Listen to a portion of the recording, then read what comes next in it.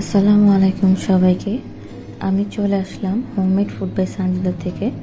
আমি এখানে কিছু মোল্ড নিয়েছি। তো আমি এখানে হাফ বাটির মতো চকলেট গানাশ মেল্ট করে নিয়েছি, যেটা দিয়ে আমি চকলেট তৈরি করব।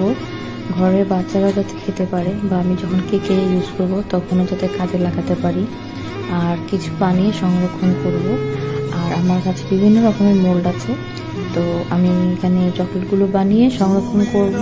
আর কীভাবে ঢেলে চকলেটগুলো রেডি করতে হয় সেটি আপনাদের সাথে শেয়ার করব।